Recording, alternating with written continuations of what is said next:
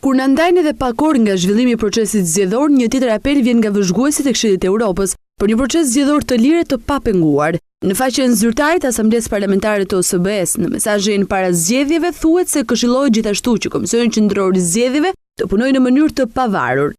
U bëjmë thirrje të gjithë liderëve politik të përdorin ditët e mbetura në vazhdim për t'u angazhuar në një proces konstruktiv për të siguruar zhvillimin e papenguar të zgjedhjeve. U bëjmë thirrje të gjithë anëtarëve të Komisionit Qendror të Zgjedhjeve të marrin përsipër pavonesë detyrat dhe përgjegjësitë e tyre për një proces të qetë zgjedhor. Institucionet administrative zgjedhore duhet të jenë në gjendje të funksionojnë në mënyrë të pavarur nga fushata elektorale, duke garantuar se vullneti demokratik i votuesve do të respektohet nga partitë politike dhe do të zbatohet nga autoritetet.